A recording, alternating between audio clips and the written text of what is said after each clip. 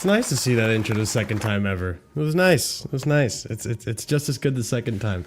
Big up, everybody. What's going on? Welcome to the Chelsea Hour Show. I'm your host, Marshall DBDX, Casually FC, as you guys may know me. And hey, I'm not going to dilly-dally. You guys already know by the thumbnail and by the title that we have a very special guest here. Some would say like an OG guest, I'll be honest. He's been here since day one, like KH No Filter Football when we were barely at 1,000. Came back to help out the channel when I just rebranded to Casually FC. And now he's back again, and I'm excited to catch up. Last time we spoke, we were in 12th place.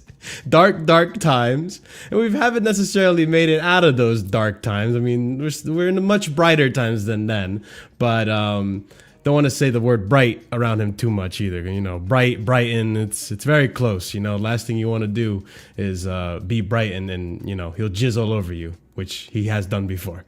But big up to every single one of you for tuning in. You may love him, you may hate him, but hey, at the end of the day, great guy. I'm happy to have him on the channel. Big up to the other side of the coin, aka Miz. Thank you so much, man. What an introduction. It's been no jizzing. No jizzing. Not yet, of course. Now, look, it's been a pleasure to be back again. You guys, I do watch you guys here and there every now and then. Whenever I get the opportunity, you guys are doing some really good stuff. And yeah, really happy to be back, man. Really happy to be back and chatting with my man Marshall. Let's go, man. Dude, Miz, it's been a long time. Literally, last we spoke on the channel when I had the panel on here. It was just the one show. It was a lot of turmoil, a big revamp in the culture of the club, new owners, new directors. We had no idea what was going on, where the direction was, and it was chaos. It was quite a lot of chaos. So I mean, we're still not necessarily out of chaos, obviously, with recent events and recent results. Things haven't been looking so great for Chelsea. I mean, we were in top 4 for a good portion of the season, but the dip in form has been, it has been concerning. But regardless, ladies and gents, you already know. Other side of the coin, link in the description. Check out the channel. Big goal for Miz, right? We're going to get him to 100,000 subscribers. He's going to get there, and we're going to help him out with that. So go check out the channel. Go check out the content. He's doing content basically every day. And what's funny, Miz, is I think you can relate. When you become a content creator, you go from consuming a lot of content to making so much content you don't have time to watch other people's content as much anymore.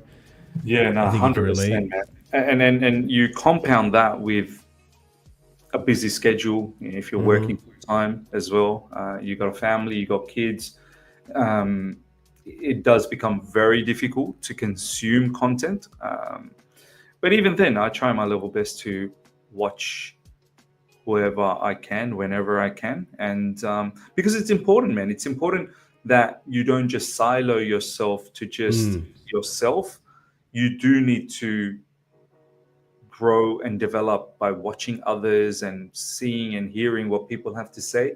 I think all of that culminates into, you know, who you want to be down the track. So it's very important to have some time on a regular basis to watch others as well, to see where things are at. So yeah. And you know what, Miz, that's one of the reasons I like having you on the channel. I like having you as a guest, and I enjoy your content, is that although sometimes, Miz, I love you, sometimes I just want to, like, Miz, what are you talking about? You know, like, but that's genuinely, like, if you want to be in an echo chamber, you don't watch Miz's content, pretty much, right? Because I think you bring both sides of the spectrum into your view. Obviously, you stand in wherever you stand, right? Like, you have your own opinion, you're human, and I myself. But it's, you know, when I talk to people sometimes in my fan base, in my community, and they're like, oh, I don't like Miz. I'm like, just because you don't like a certain opinion that you had of him at one point, and then now he's saying something that you like, doesn't mean you don't like him. You know what I mean? It's just, he's gonna give you both sides of it. He's real. You know, he doesn't dilly dally about. He just he'll give you the other side of the coin. Hence the name. Just, like, I would love to see, you know, comments in the live chat and also comments later on once this is they're broadcasting on the channel. I'd love to, like, what are some of the things that you disagree or agree with? What is it? Is it is it my approach? Is it, like, I would love to hear, because I'm a kind of person that whatever point of view I have, it has a logic behind it. I'm not one of those fans that simply says something because, oh, that's Miz, that's me, I'm just gonna, no. Every time I come up with an opinion of my own, I formulate a mindset. I'm doing it based on certain logical thought process behind it.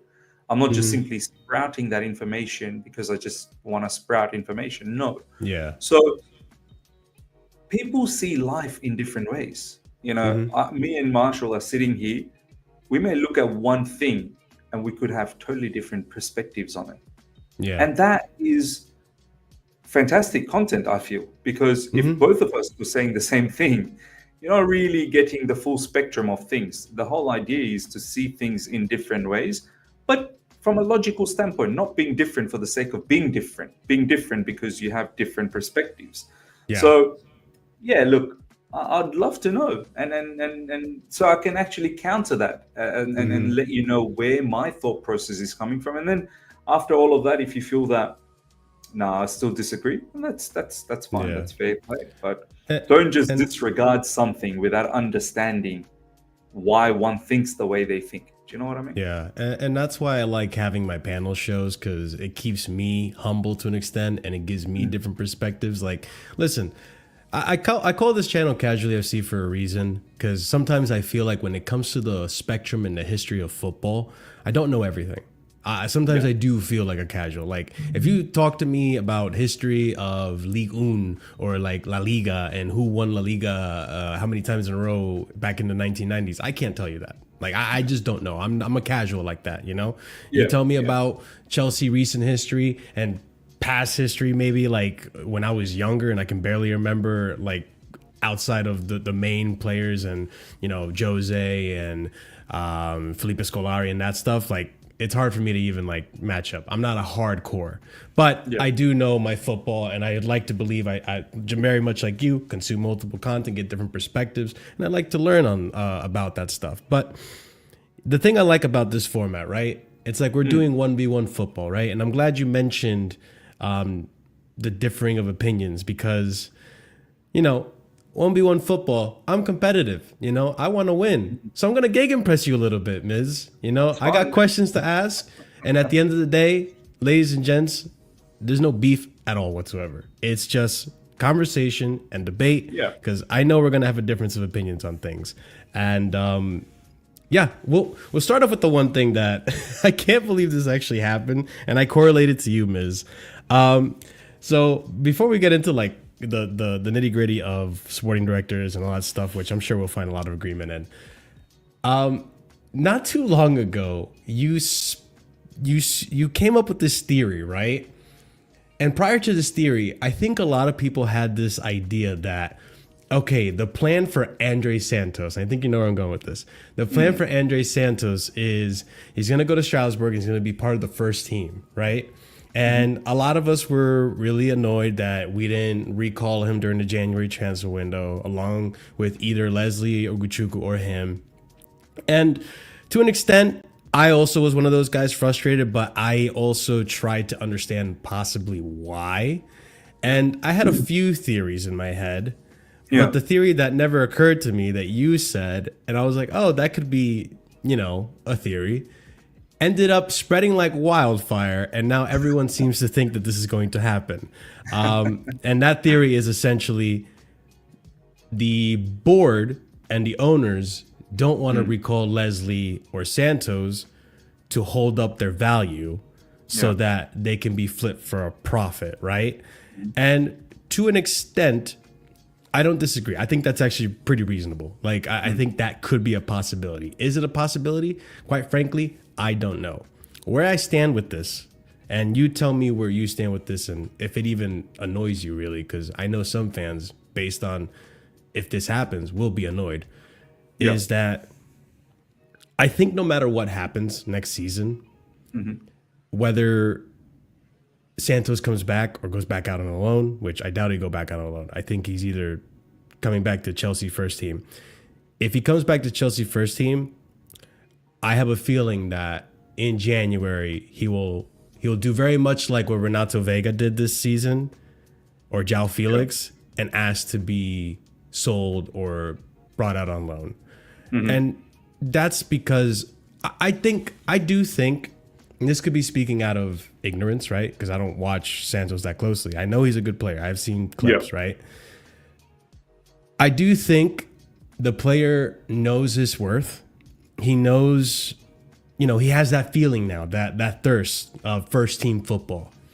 I don't think he comes into this team and is a first team football player. Some people are making the argument he benches Enzo, which, I mean, listen, I don't know. Time will tell. Will he be happy with rotational minutes? It's a possibility, maybe. I don't know. We thought Renato Vega would be happy with that, but, it's more than just rotational minutes for Vega. I know it's Maresca not being fair with the minutes. But I feel like with a player like him who, and this is my theory, right? With a player like him that has had those first team minutes, breaking into that first team and then being sold in January because he doesn't, he's not getting enough play time. I don't know if I'm blaming the directors too much for that. I think that's kind of just tough luck. This is what, the standard, at least in the midfield, because we have a pretty decent midfield, I would say, when all the pieces are together at Chelsea, that I don't know. I feel like we're trying to get to that standard now where it's not easy for anyone to just crack it into the first team, or at least I'd like to believe we're heading in that direction. And if Santos wants to go, he goes. And I don't know if I blame too much on the directors, but people will see it differently. I mean, what do you think about that, Miz? In order to answer all of these questions or understand some of these scenarios, I think one needs to understand what is the model at Chelsea Football Club now, because that will then allow you to be free in terms of your thought process.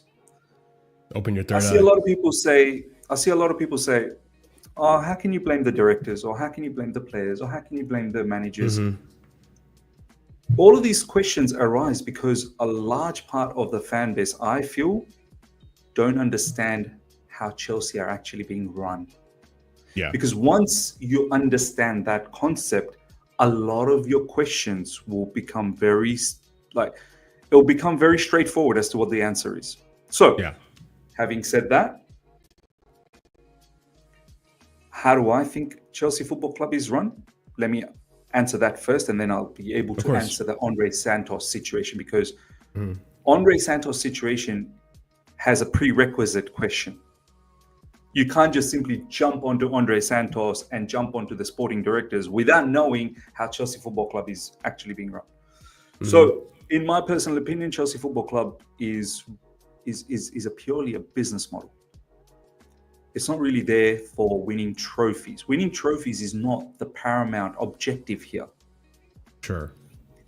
It's not a coincidence that our owners on a regular basis, especially Iqbali, admire the Brighton model. It's not a coincidence that they admire that, because we are owned not by individuals that have a passion for football and they don't really care too much about making money out of this club. We're owned by institutions. We have to first and foremost understand that. We're not owned by an individual like Roman or an individual like the Nottingham Forest owner who have passion and love for the club. And it's not about drawing dividends out of the club and making your pockets heavy. It's about, I want to create a fantastic community. I want to create a fantastic fan base. I want to win trophies. It's about glory. Do you know what I mean? It's about It's about creating a fantastic fandom. We are not owned by individuals. We're owned by institutions and organizations who have shareholders at the back of it. They could give two rats about what Chelsea's up to, whether we're winning, drawing, or losing. All they're concerned about is, I've given you $10 for argument's sake. Yeah. I want to see a return on that $10. I want to see $20 by the end of the season. I don't care how you bring it. I don't care whether you win trophies or not. You give me my return. So these institutions who are our owners are only bothered about business. Now, having established that, and once again, this is just my point of view. I can already see some people on the live chat not really appreciating what I have to say. That's fine. That's fine. You believe what you need to believe. This is my thought process. And I've just given you a logic behind it. So you can say my logic could be flawed or whatnot. That's up to you. But that's just my logic behind it, right? So having established that, this is how I feel Chelsea Football Club is run. Now let's ask the question, what do I think about Andre Santos? All right.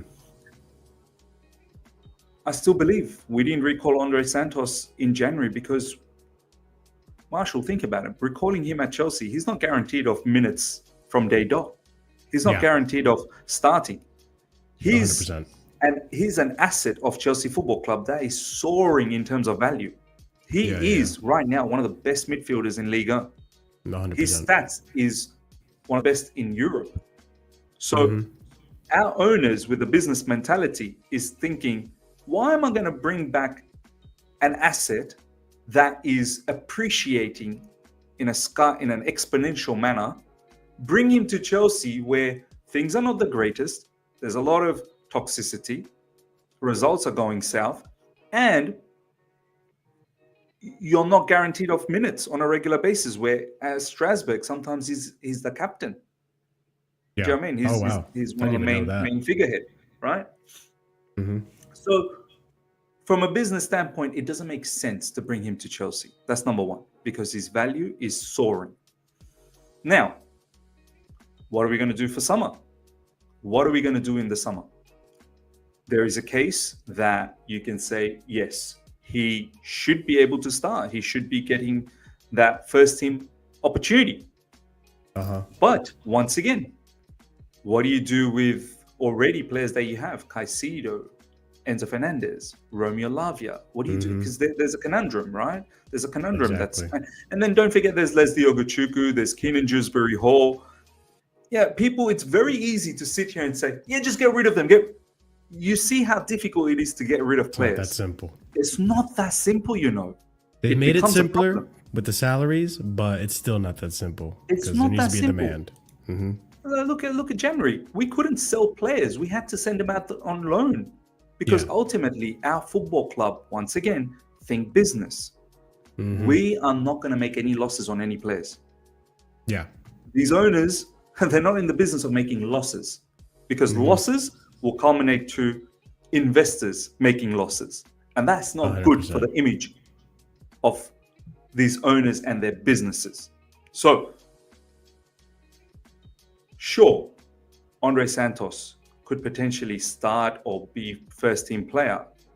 But it's not guaranteed. None of this is guaranteed because you're going to have to make room. You're going to have to let go of Enzo Fernandez maybe. You might have to. Some might say that, no, Miz, what about depth? What about squad depth? Yeah, let me tell you something. Enzo Fernandez ain't staying at Chelsea Football Club as a squad depth player. Exactly. Romeo Lavia, as much as all the injuries he has, he ain't staying if you're telling him you're just going to be a rotational player. Yeah. These are players that have ambition. They want to play at the highest level.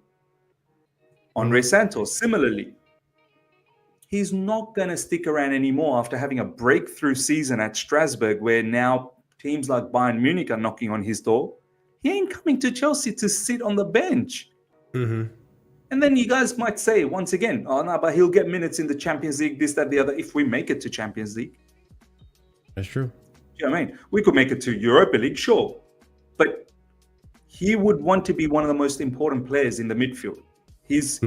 Andre Santos. If I'm in Andre Santos' shoe, yeah, I've got doubts about many things about Chelsea Football Club. I've got doubts about how the football club is run. I've got doubts about how they treat youngsters because the evidence 100%. is out there. I'm not so confident that, oh yeah, keep the blue flag flying high. Yeah, I'm gonna be there. No, I'm thinking about myself. I'm thinking about my career. Yeah. And I've seen it in my eyes. If I'm Andre Santos, I've seen it in my eyes that players, young players, their careers have been ruined. Andre Santos, you think he's not talking to David Washington? Yeah, I was about to say, 100%. He's Brazilian, countryman. You think he's? I'm not pretty talking sure to they're that teaments youngster? in the under-21s in that whole tournament. They were absolutely. You think he's not? He's not getting the lowdown from him as to, hey, what happened to you? He's now back to Santos. This very same club we bought him for. And that's just one example. There's been many other, right? Yeah, I know. So, that's the one aspect of the model I've been totally very critical of.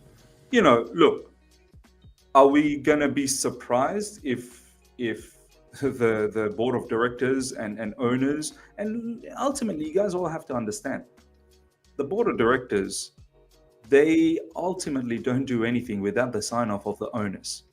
Yeah. They don't have this much power at Chelsea where they just do anything and everything on their own will. No. These owners are very involved, especially CLEARLAKE Capital, especially Iqbali. Yeah. They are very involved. So to sit here and blame that, directors are the ones that sold him. No, ultimately all decisions come from the owners. So whatever happens, the PR will be out there that this person drove that news or that person. Ultimately, it's all driven from the owners. So we'll see. We'll see. I'm still of the belief that we'll probably sell him because if we don't sell him, we're going to have to sell someone else. And you have to keep in mind, Chelsea will not make a loss on any players. 100%.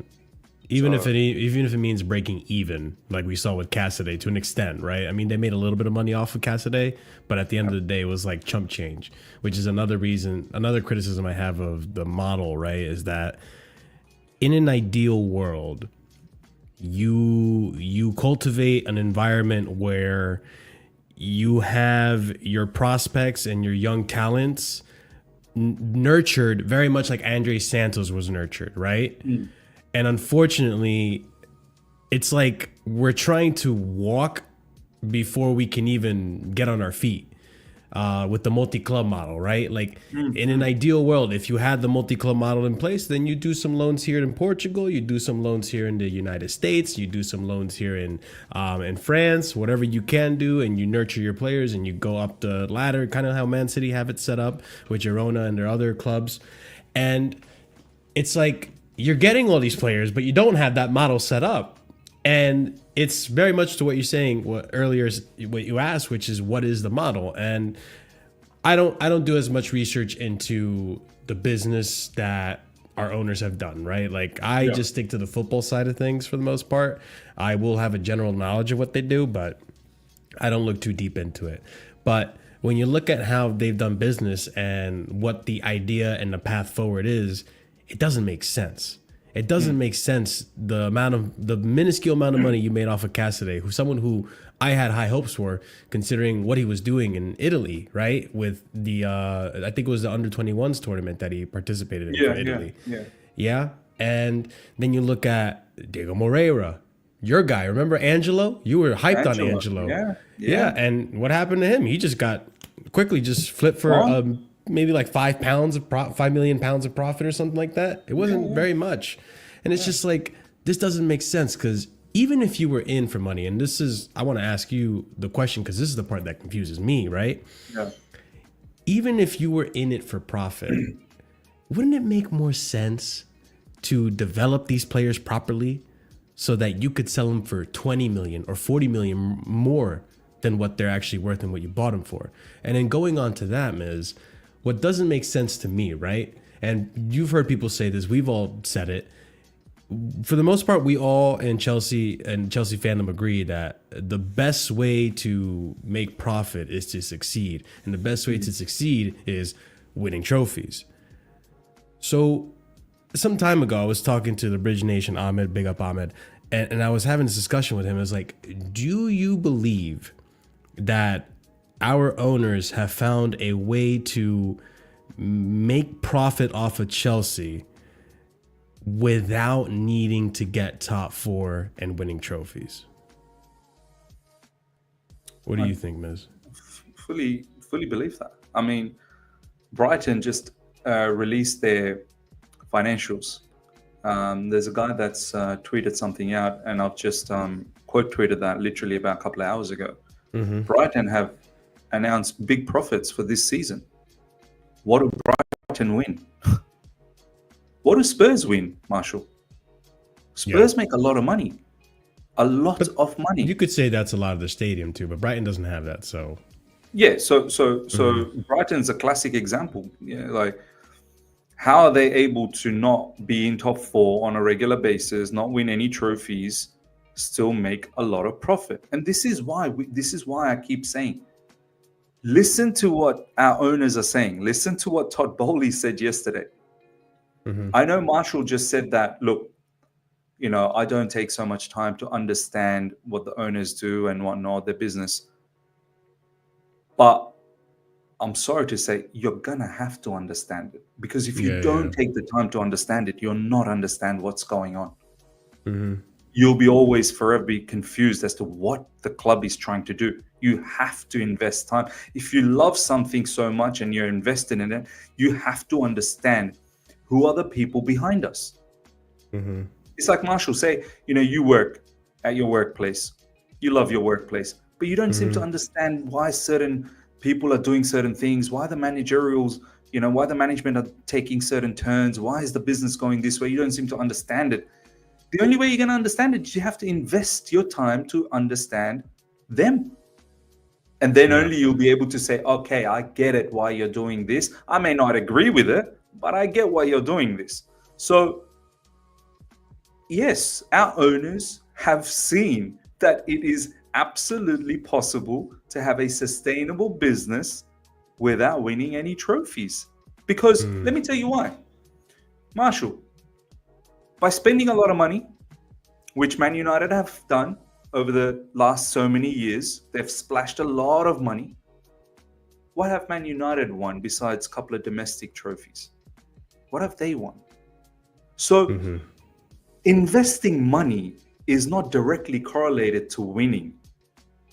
It's not guaranteed. Just because I'm about to invest 200 million in the next summer, and that I'm guaranteed for top 4 finish and I'm guaranteed for a trophy. No, you're not. One of the key aspects of businesses, especially these type of businesses, they want to eliminate risk, Marshall. They don't want to be in a situation where it's up for luck. Businesses never work on luck. They work on surety. They work on certainty. This is why our owners, they've pursued this model, because this model really doesn't bother too much about whether you win, draw, or lose. Marshall, buying young players on a regular, buying young players on a regular. Has anyone been able to win anything by building a young squad? There's no case study of it. Yeah, Closest you can thing say you can maybe find is Dortmund, maybe. yeah, Dortmund, Ajax, Yeah. but I'm talking about in the Premier League. In the Yeah, Premier yeah. League, you're not going to be able to win with 19, 20, 21, 22-year-olds. You need... It's not a coincidence, ladies and gentlemen, that Liverpool are flying. Okay? Look at their spine. Salah, Virgil van Dijk, Trent Alexander-Arnold, Robertson, Alisson. You need some form of experience. People that have done it at the highest level on a regular. You cannot just throw kids and go, okay, we're just going to watch them all grow together and they're all good. No, we've literally seen Arsenal do this for the past 22 years. Are we blind as football fans? This is what used to happen under Arsene Wenger. Every time an Arsenal team was brought up, your Samir Nasri's, your Van Persie's, your Cesc Fabregas's, every time they were in the moment to pounce, guess what happened? Those players got sold. Yeah. Because ultimately, players have ambitions, man. They want to win trophies. They can't be sitting around. Look at Cole Palmer. Look at Cole Palmer. You think he's going to appreciate this? Not for always. And we have to ask ourselves this question. Fighting for top four, that should be a norm, by the way. That's not something... That's the bare minimum. That's the bare minimum. But we as a fan base now act as if, yes, fighting for top four. Yes, come on. Yeah. That is a bare minimum. Fighting for trophies. That was where we were. Now, you can say that, Miz, that's not where we are anymore. Well, then that's a sad story, isn't it? It's a sad story. Then you've accepted that we are, mediocre club. We just fight for top four. So, we are 3 seasons into this ownership, by the way. We're 3 seasons into this ownership, and we still haven't cracked Champions League yet through them. They just got lucky the first year because under Roman's era, Thomas Tuchel was able to get us to top 4. Since this new ownership came in, we've not made top 4. And next season is going to be their 4th season. Are we once again just going to be aspiring for top 4? When are we going to be aspiring for winning trophies?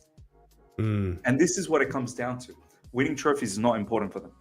I think a lot of what you said is correct. And, I said this on another show. For me, top 4 this season is crucial. Not because that's the trophy for me. Like, I agree with you. Like, for me, I am used to the Chelsea where that is the bare minimum for any manager. You must make top 4. If you don't make top 4, you're automatically sacked, right? For me, getting back into top 4 this season is crucial because if we don't, then I fear that going into season 4, season 5, season 6, we are now as fans going to start accepting a new standard, which isn't making top 4. And I don't want to go into that, right? Like, I know this isn't the Chelsea of old. I know this isn't Chelsea under Roman. Doesn't mean it still can't be a successful Chelsea, right? You can do the model, whatever you do, right? But as it bring me success on the pitch.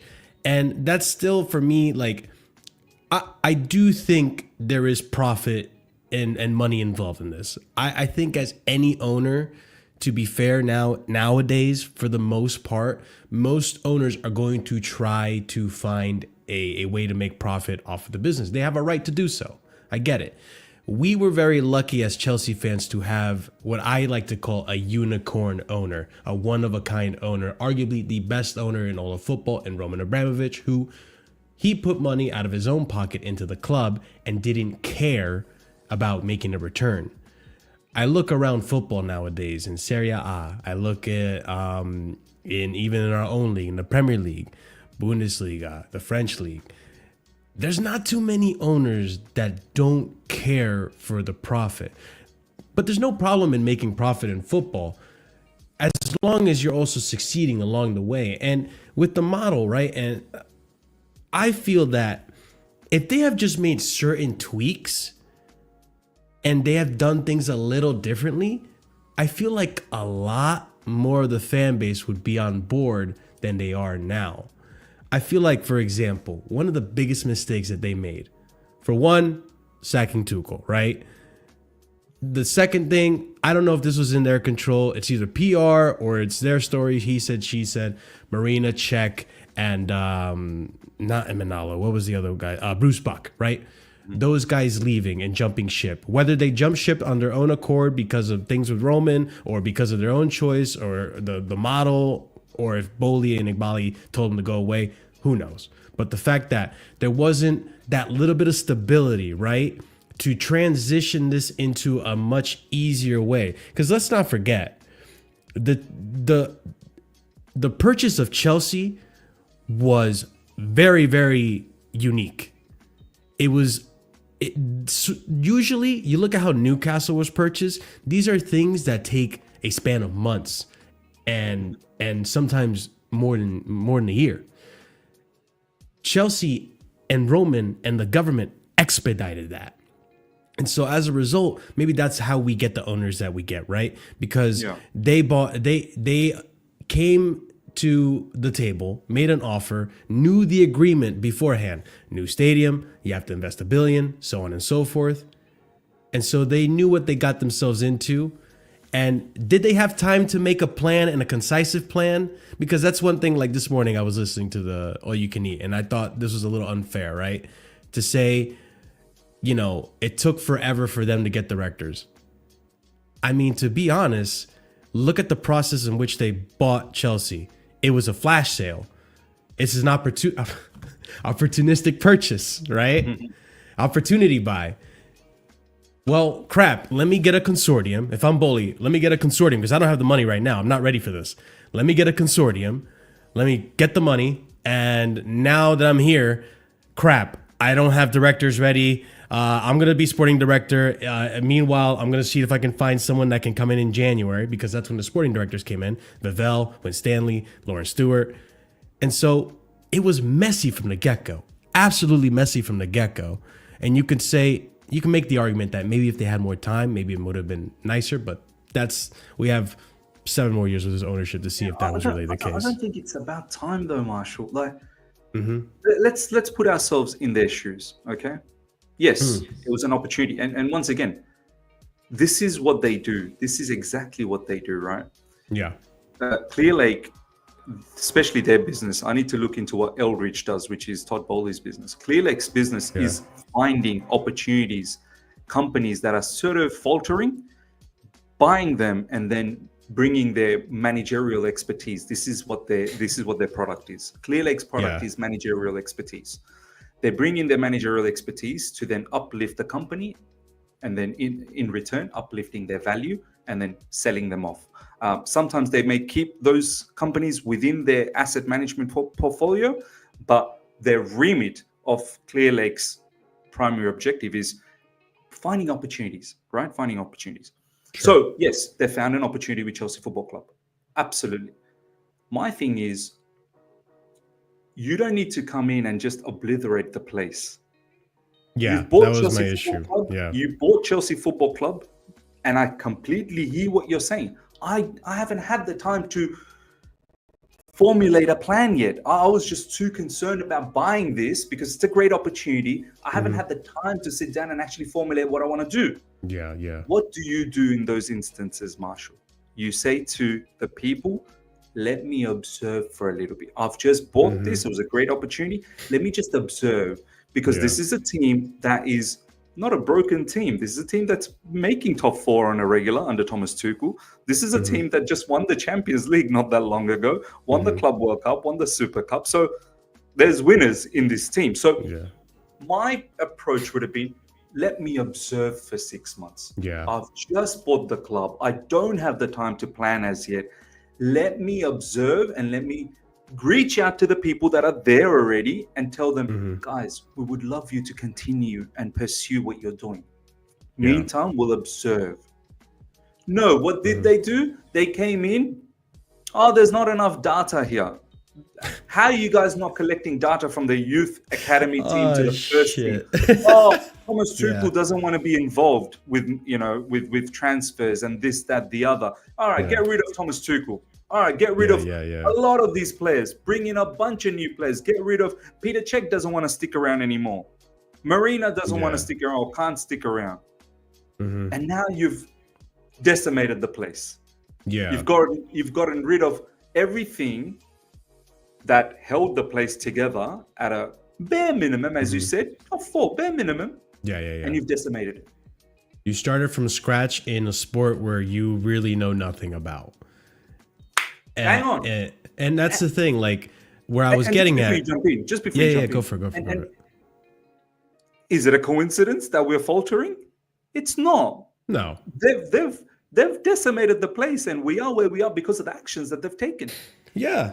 I would have preferred, very much like you were saying, right? Like, I'm not saying like just sit and do nothing in that summer. Obviously, back Tuchel, get him the players you're supposed to get.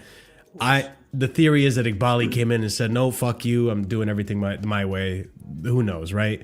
But ideally, I think that January window that came in that year, the 2023 window, was the one that started the I guess not the, I don't want to say the collapse, but like the huge downturn that happened because we got rid of so much experience and people that were familiar. It started a big shift. Yeah. And had it, for example, Conte, I understand. He was getting injured. You sell him, that's fine. Kovacic didn't want anything to do with this anymore. But I didn't think Jorginho was throwing a fuss, and I feel like if you had thrown Jorginho a year extension or something, he would have probably been okay with it. Same thing with Thiago Silva recently too. Like I wouldn't have minded having Thiago Silva for an extra year because last season for me, should have been the season where we were phasing him out.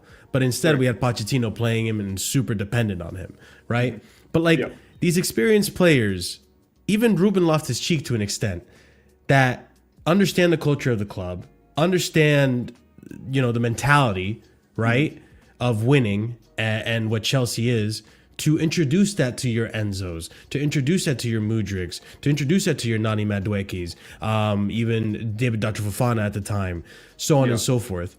And to rip it all out within a year's time, because even in the summer, we cleared out Havertz, we cleared out Mount, we cleared out a lot more too, and there was barely any of that old squad left by the beginning of Poch season.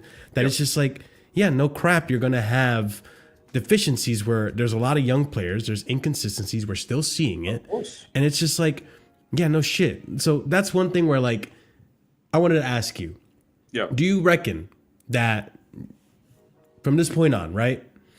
Because now the owners are, the briefs are coming out and saying that, we feel like we've built the spine, which I disagree. The center back needs a lot of work. We still don't know who the number one goalkeeper is. I mean, I'm hopeful it could be Penders, but I don't even know that, right? He's too young still. Jackson, I think will be a good player, but we still need a competition for him. But they're saying that they built the spine, right? This is where my hopium comes in, where I'm kind of like a hopeless romantic. I want desperately for Chelsea to succeed. So I try to see where this could succeed. Let's say this season, right? You see the deficiencies in the team. This was the season, because I don't know if you saw this, Miz, but apparently Maresca's getting 2 years before he gets his review. Right? What do they call it? The 2 season season. 2 season yeah, season. The 2 season. Oh man, the seasons. Season. I'm thinking, what if the plan is this? And you tell me if this changes your view and you think this is the correct way and you think it'll change your perspective on the directors. This is the season where Maresca, we're going to give you some tools. We're going to see what works for you, what doesn't work for you. In the summer, we'll reassess. We'll get you what you need. And then by the start of next season, no excuses. You have everything you need. We got you the winger. We got you the striker you wanted, a starting striker.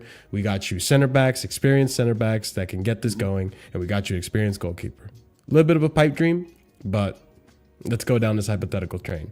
Does that now change your perspective on the directors? And does that shine him in a better light now? Of course it does.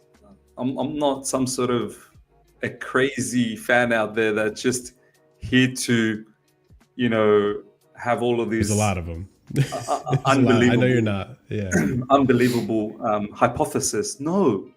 Thanks, Varda. Now, Marshall, you started the sentence by saying hopium. Oh yeah.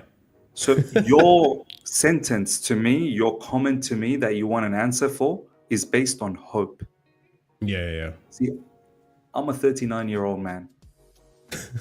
I'm wise. I've seen the life a lot more. I don't know whether I'm older. I'm probably older than you, right, Marshall? By a few years, So, yeah. yeah. So I'm a realist.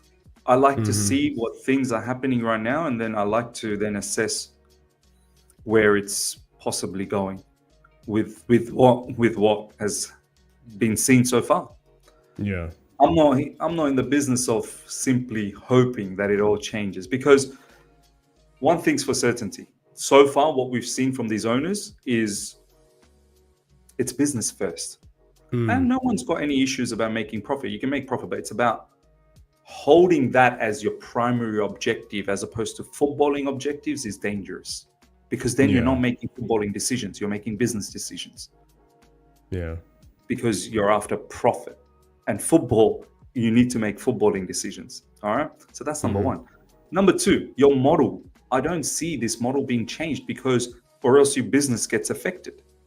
You're not going to go all of a sudden from only buying kids to buying, 26, 27, 28, 29, 30-year-olds. You're not going to do that, because you don't see any value on those players. You don't see that these black players will hold a value at the end of their contract term. And these players will not be,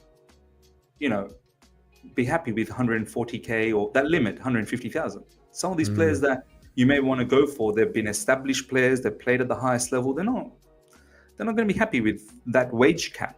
They're not in that business of that, right?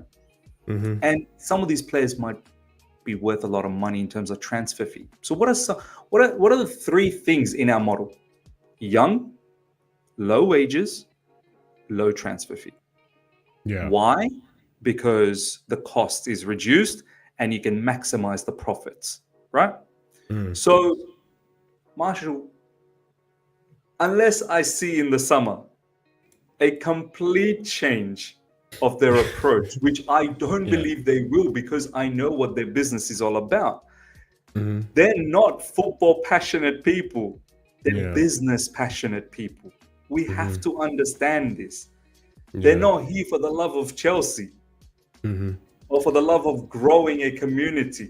They're here to commercialize everything. So, Marshall, and listen, until I see all of that actually happening, I can't believe it's actually going to happen.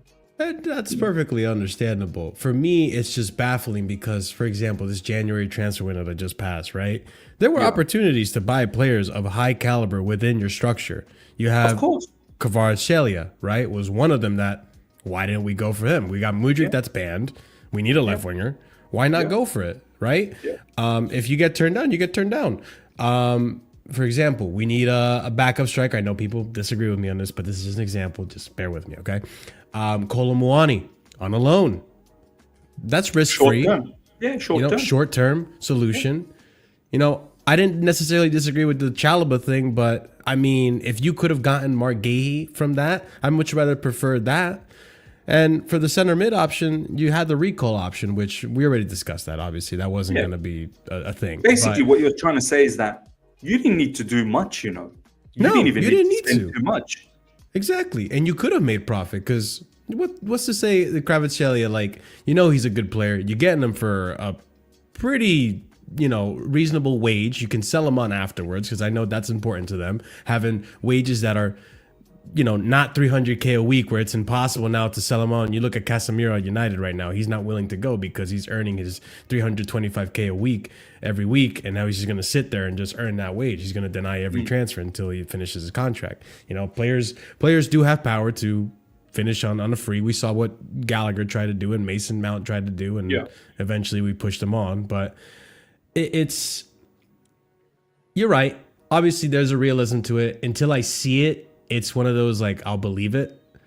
but there is a path to righteousness there, right? Of course There there is is. something you can do Of that course. can debunk all these things that we think about the directors and the owners.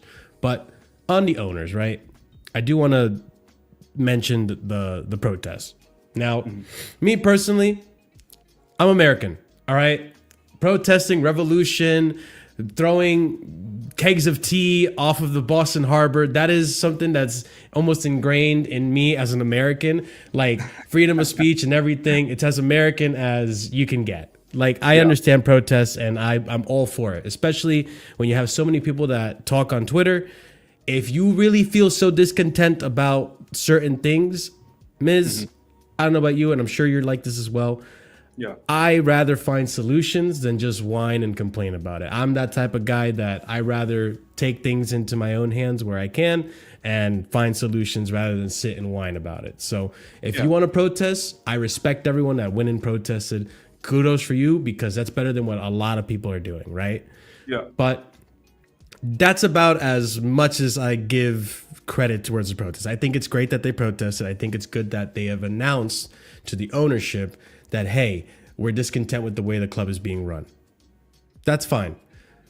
I think what rubs me the wrong way is the message, or the general message was wrong. Because if you look at pictures of the protests, if you look at what people, reported and stuff, the biggest telltale from that was Blue Co out, Bowley out, all this and that. And listen, you even said it before.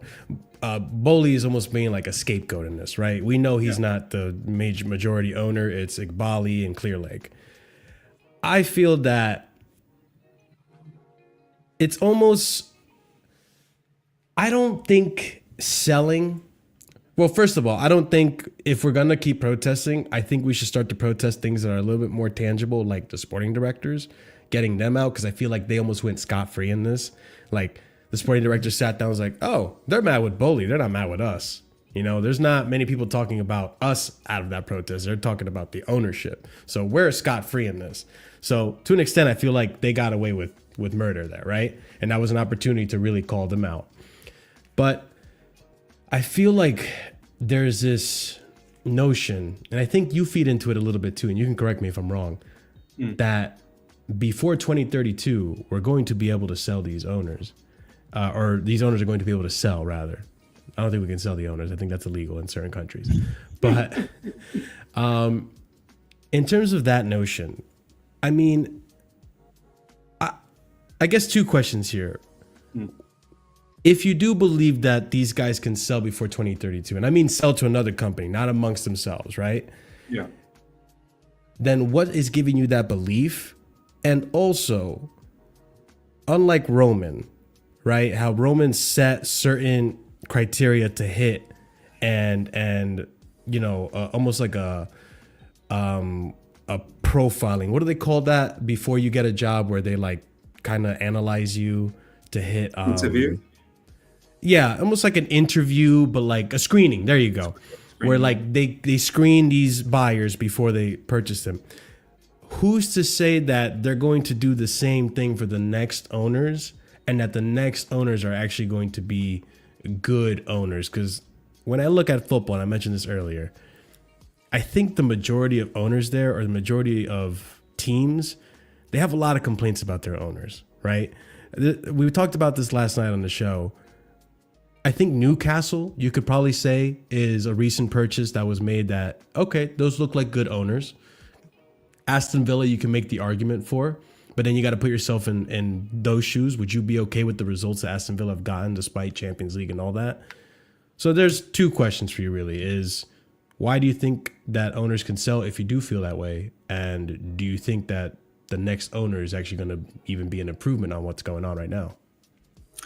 So this is why I say to people, it's time to research.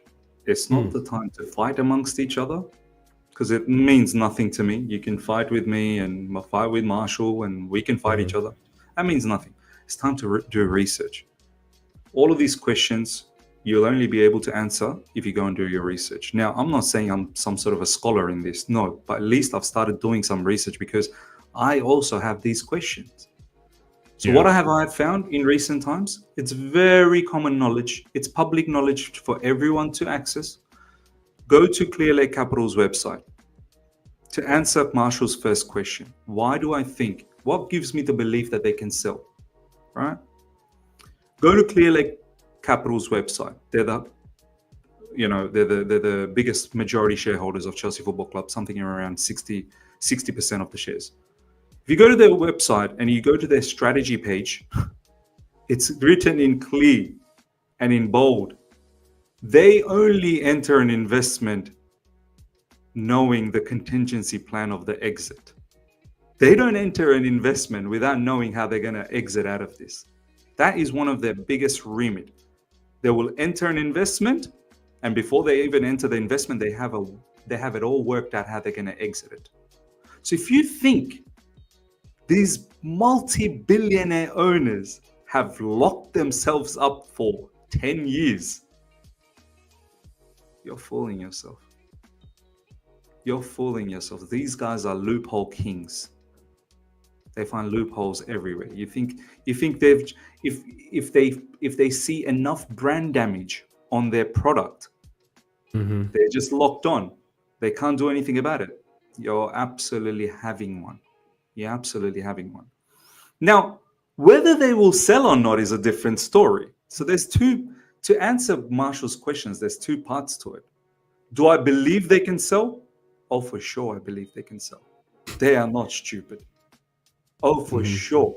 I think if anything, you would be naive if you didn't believe that they can find a way to sell this. In fact, they probably already worked out how to sell it. But the second part is, will they sell it? Yeah. You have to understand these are two different notions here. So on top of it too is even if they do sell, they're gonna want to make their profit. Marshall, Stamford Bridge, where it is, that real estate, they got that for cheap. You've said it. It was a forced sell.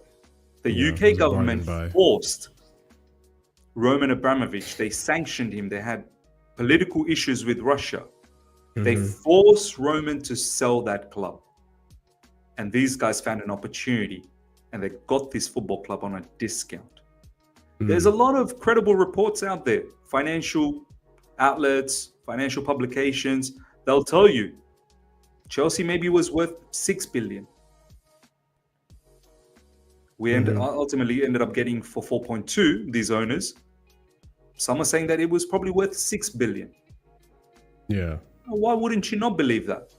It's in the most prime real estate in a whole of United Kingdom. Do you understand how deep that is? Smack middle of London, Smack middle of London. You lot don't understand what they've bought. They've bought a gold mine. Yeah. All the hotels in and around Stamford Bridge is worth a lot of money. Car parks worth a lot of money. All of this real estate is worth a lot of money. And they're buying it off little by little. That's right, baby. And this football club has global reach. The fandom in Asia, the fandom in Africa, the fandom in America is growing now. So they know what they did. They know the product. So can it be sold, Marshall? Yes, it can. I fully believe it can be sold. Will it be sold? I don't think so. I don't think so. Because these owners have clocked that they've got a product that they can maybe 4x, 5x. Do you know what I mean? 5 times what they've invested. They can potentially make that. Now, to answer your second question, all these protests, we want to drive these owners out. We have to understand, ladies and gentlemen, this is the first protest. Yeah. You can't expect absolute organization and seamless process. This is the very first protest. You see how long it took Spurs to create a 2,000-man army for their protest after years of nonsense under Daniel Levy. These things take a bit of time. We don't need to undermine it. We need to appreciate the fact that at least the ball is rolling and it will only evolve from here on in unless the owners change, which I don't think they will. So let these protesters, for the time being, vent their frustration. I think that's the number one thing. Whether it's the SDs, whether it's the players, whether it's the managers, it all stems to one point: the owners. Yeah. Because ultimately they're the ones who are making the decisions. Don't fool yourself otherwise.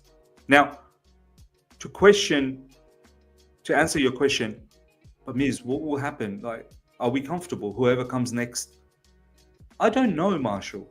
I don't know. I can't sit here and give. I'm not some sort of a fortune teller that the next one's going to be good. I don't know. But what I can say is the one that we have right now is potentially leading to us in a path that is grim. And the examples are there. Man United, Arsenal, Spurs, the examples are there. So I don't know what the future holds, but I know what the future will be with these guys. So now it's up to you. Do you want to continue on this path and be tortured potentially down the track, or you take the leap of faith and hope that you find something better? It's up to you. It's choose your pill. What do you want to take? Oh man, we've entered the Miz Matrix, man. But I mean, I listen. I hear it. And even in the the answer Marshall, you had for just to hold your thought, just keep that. I want you to talk. Yeah. I see a comment from Logic. You have no idea what this path is going to lead to. I want to ask you, Logic, what path do you think we're leading to? Don't worry about me. I don't know, as per you. I don't know. And I'll admit, fine, I don't know. What path do you think we are 3 years down this ownership? You tell me, what are you enjoying? What are you appreciating of this 3 years? And you tell me where this path is leading. It's all fine and dandy to be sitting there behind your keyboard and typing away. Oh, you don't know. No, you tell me. You give me, what's your thoughts, big man? You give me a logical point of view. You call yourself Logic. You give me a logical point of view. I've been game enough to come in front here and talk to Marshall and give my point of view. You tell me. Sorry, so Marshall, I mean, no, you're fine, dude. And this is why I said, like, check the chat at your own risk. But it's, for me, I said 3 years, right? From the get-go, I always said, I'm going to give it 3 years. Let me see what happens in 3 years, and let me see where I stand at the end of the season, right? The way it's looking right now, I understand the model. And in terms of what Bowley said last night and making progress, I know people are losing their heads like, we're making progress and stuff. You got to understand, too, like, they're not looking at where Chelsea was versus where it is now and saying we're making progress. They're looking at where Chelsea is when they bought it that first season to now. And when you look at 12-6 and now fighting for top 4, technically in a statistical, data-oriented way, they are making progress. And I do see, although we're stumbling our way there, it seems like we're heading in the right direction. And there's still questions for me to be asked. Like, what are you going to do when you have Champions League money if you do get Champions League? How are you going to react when you get your first trophy, like the Conference League? What are you going to do with those funds? And still so many questions to be asked. But as far as I'm concerned, at the end of the season, whether you make top 4 or not, I don't like how the directors have approached this. I don't like how it's been so jibber-jabber. I do believe that these young players are bringing in, your Enzos, your Caicedos, the top players, right? They will be good players. And we will have made a spine out of that, right? But it shouldn't have gone the way it's gone. With your answers, right? I believe that if they could sell, my theory, tinfoil hat time for me now, is potentially Bowley gets his own consortium to give him funds, and he offers to buy the ClearLake shares. And that could be a get out for ClearLake, right? Because you were saying they don't want to step into something that they can't get out of. I think that's very reasonable. I think that's smart business too, like you were saying. And that could be potentially something that they do. Yeah. I just don't think that there could be a loophole. Maybe. You're right. These guys are the king of loopholes. I think it's really, really tough when we're talking about this value of an asset to find a loophole that's going to also go well with the government and all this and that, because there's big organizations involved with this. It's not just Blue Co. it would be very difficult to find a loophole. But if they were to sell to themselves, I can see ClearLake finding an exit that way. And maybe that's something that Iqbali and Todd were like, hey, see, we gave you the funds for this, but that was an emergency. We're gonna give you some time, find money elsewhere because we don't really want to invest in this. We're just doing it for now to help you out, and we'll get a return on our investment and yada yada because you asked us. We're buddies, whatever. And that could be a potential get out of jail for them. And Boley still sticks with this whole thing till 2032, and then we'll see then. But that could be something. As far as the ownership goes, yeah, you're right. I mean, it's hard to predict the future. I'm looking at other clubs and how they've been run, especially right now with like Ineos, for example. That's a blatant, like blunt, currently happening right now. Like new ownership took them it was like minority share, 20% share or something. I think the 25% shares. Yeah, the Glazers are still involved. Yeah, the Glazers are still are involved. The owners, but Ineos are running the footballing side of things. Yeah. And when you see how that has turned out for United, people aren't even getting free lunches right now. It's like, well, shit, this could turn out worse for us. I mean, right now, the Liverpool fans aren't complaining about FSG, but it wasn't that long ago where they were like, FSG out. How are we going into the season with no signings? Like, to an extent, I think a lot of the frustration is result based. But what I would like to see is if this is something that Chelsea fans truly are against this ownership, let's see consistency, even through good and bad times. If you really don't believe in the ownership, kind of how like Strasbourg has done, even though they're doing well, there's still ultras protesting against Blueco and stuff. Let's be consistent then. Keep protesting. Maybe a change will happen. And like you said, it's a snowball effect. Eventually, snowball can turn into an avalanche, and then we can see what happens then. But I think this was a really good discussion, Miz. I think both of us made some pretty reasonable points. And I understand your side completely. It makes more sense to me now when you explained it. You know, we didn't agree on everything, but at the same time, like, it's one of those, like, I understand where you're coming from. I don't agree, but I can see that point of view. And I think that's something that needs to happen more often anyways, which is why I'm glad I had this conversation, because you've seen it on Twitter. A lot of people like to have it their way. And if you say the contrary, you're a brown envelope, you know, that kind of stuff, which only divides us more. And in this time, especially, I think as Chelsea fans, we kind of need to come together to find a solution or try to get through this and hope for the best. And especially when it comes to the players on the pitch, we need to back them and try to like really be the 12th man on that pitch and try to get them through and get this. Let's get top four, man, because I need to see Champions League football. My whole life schedule is ruined now because I got to watch football on Thursdays, bro. It's such a mess. But all right, Miz, I don't want to hold you for too long. I know we went a little bit over an hour. So any closing statements and shout yourself out if you want, and we'll close it out, man. No major closing statement. Just want to say thank you so much for bringing me along on your channel once again. Thanks for coming on, man. I love it. Appreciate everyone that's going to be watching this. Leave your comments. Would love to see what you guys have to say about all of this. As Marshall said, there's different point of views, there's different perspectives, and if you back it up with your theory behind it, I'm here to listen. There's no right or wrong answers here. It's perspectives, and I think the more we get to understand everyone's perspectives, the better you're going to be in terms of having a proper conversation, because then you're well informed. But one thing I will say as a final statement, and I've been promoting this on my channel as much as possible. Do your research. Start learning who these people are. Don't have this blindfold on and just think that these owners are here to simply build Chelsea Football Club because they're so passionate about Chelsea. Understand these owners. Do your research. There's so much information available online.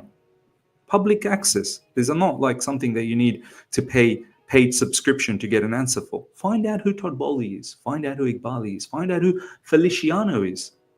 Find out who their companies are. What do they do? What is their strategy?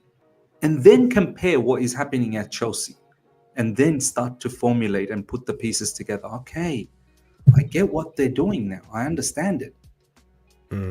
So I encourage people, I'm not saying spend hours and hours, whenever you have a bit of time, do a little bit of research. You do your research on phones these days. You don't even need a laptop anymore. You're traveling, you're going towards work, do a little bit of reading. Do you know what I mean? You're traveling, going towards university or wherever you're going, do a little bit of reading. And then you'll see you're far more informed and far more articulated as to your understanding of the club. So, yeah. No, and I think that's a brilliant message, Miz. Thank you once again for coming on. You guys know what to do. Check out Miz's link in the description below, his channel, The Other Side of the Coin. Next season, he will be taking over everyone's favorite podcast for Chelsea, which is the All You Can Eat Chelsea show on YouTube. So be sure to support him in that journey as well, in that endeavor. And hey, let's try to get him towards that 10K mark. He's long overdue, all right? But thank you once again, Miz, for coming on. The rest of you guys, you already know what to do. Be sure to smash up the like button. Be sure to subscribe to the channel if you're new here. Also, if you are a proper casual tiered member and higher, you get shout outs at the end of every show. That's going to go out to TM127, EE, Dark, Adrian, A. Soliman, EPL, Turf, Pels, CAA, Mafia, Adam, CFC, and Daniel. Big up to you guys for your support, and big up to everyone else as well. I think we'll be back on Sunday for the Casually Chelsea show to just get updated to all the latest news that we've seen happening in the space. I'm sure something will pop up, but we'll be discussing there with the panel as usual. But once again, Miz, thank you so much for coming on. The rest of you have a wonderful night. And as always, stay casual. Peace.